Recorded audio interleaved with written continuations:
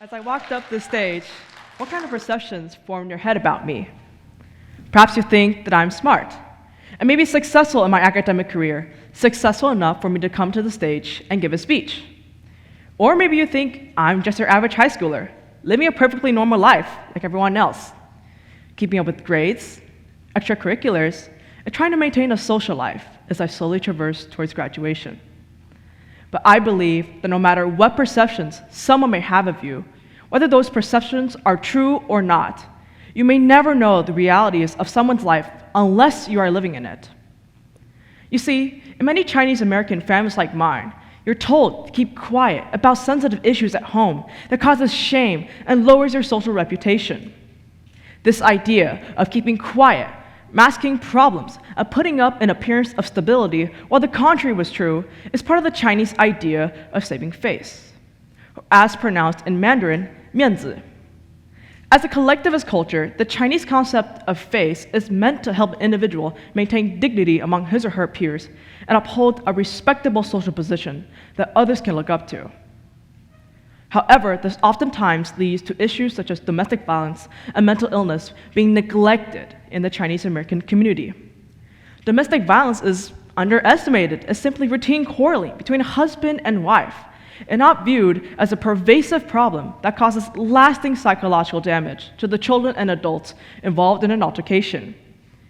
Meanwhile, mental illness is viewed as a weakness in your character, an inability to cope with even the easiest of everyday activities, a failure to live up to the standards of a culture that calls upon you to conform to the idea of the perfect, high-achieving individual causes you to lose face.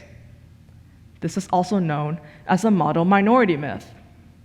The model minority myth, the overgeneralization of Asian immigrants' collective success in America, is often viewed as stereotypes enforced by the white race upon Asian American communities.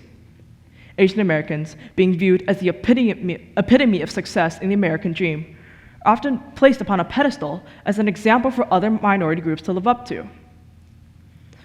Asian Americans often viewed as placed on a pedestal as an example for other minority groups to live up to. Asian Americans are typically seen as studious, smart, dignified. However, in multiple ways, it is also an expectation that Asian American communities place upon themselves. Allow me to share you my struggles with the model minority myth and mental health. I thoroughly enjoyed my 8th grade year, getting to reflect on my last year of middle school as I was preparing for a new chapter of my life. Many of my peers and teachers thought I was doing well in school. On paper, I had straight A's, and I was involved in multiple extracurriculars. I led the crochet club in my middle school. I played in the orchestra, and I even made art in my free time. I enjoyed the new independence that came with growing up and was looking forward to my high school years. But deep down, I knew something was wrong. Many of my mornings consisted of me struggling to get out of bed and spending hours ruminating about the what-ifs of the past and the present. To cope with this, I put on an external appearance of ease and well-being in school and other public places to mask my racing thoughts. Years later, this feeling proved itself to be valid as I sat in my therapist's office the summer before my sophomore year.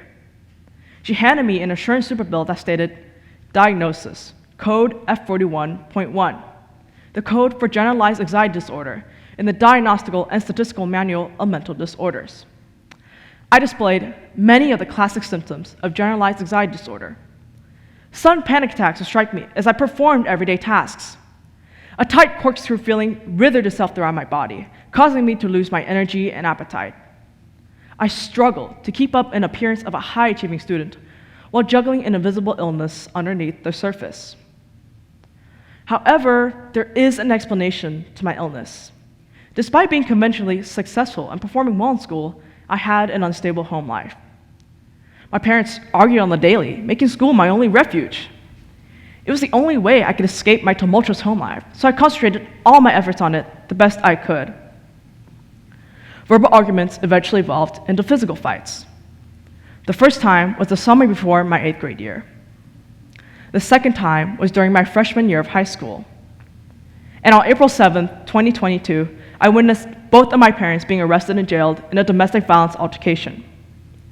During the fight, I dialed 911, just as I had the 2 previous flights before. Gripped tight on the phone, trembling whispers against the speaker. I was so scared of what would happen without any outside intervention.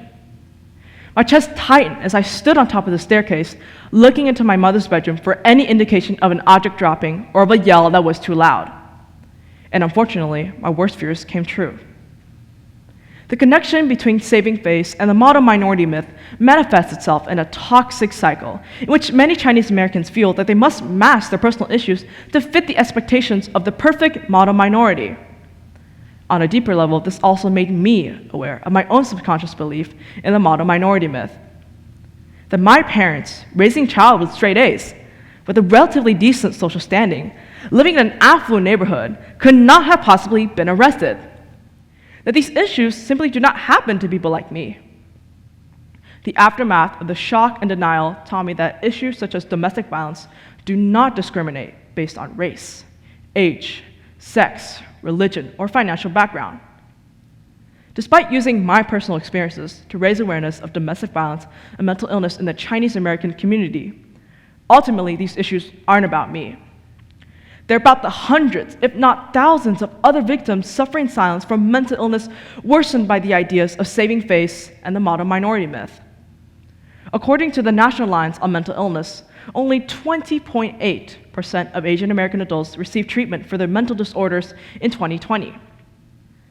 After my parents' arrest, they finally realized the severity of their act, and I received treatment for my generalized anxiety disorder because my parents were financially stable enough to afford a therapist that could help me heal. But what about those who can't speak up? What about those who can't seek help? I understand that not everyone has the privilege to seek help in times of crisis. This is especially for teens and children that suffer from mental illness and witness domestic violence at home, as they often need parental permission to seek help. Or the socioeconomically disadvantaged, as they have restricted financial access to the resources that would help them heal from the trauma of witnessing such an event.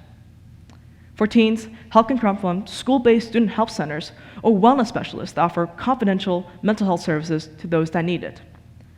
More affordable therapy options can also be found in many outpatient hospital programs that offer individual and group therapy. Coping mechanisms, support networks, and self-care are instrumental in helping a person recover from a crisis.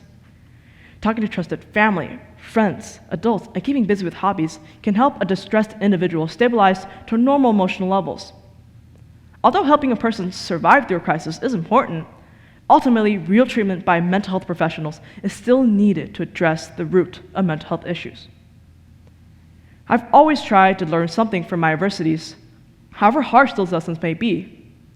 I understand that domestic violence and mental illness are nuanced issues caused by a multitude of social and cultural factors and should not be reduced to simply a punishing lesson for the victim to endure.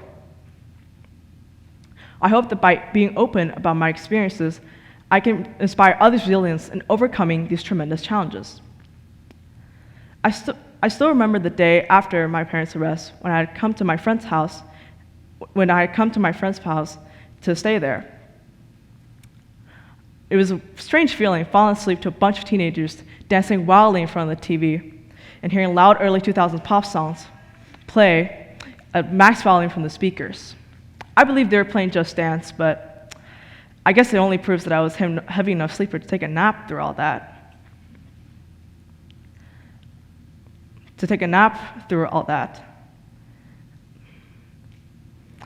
I hope that by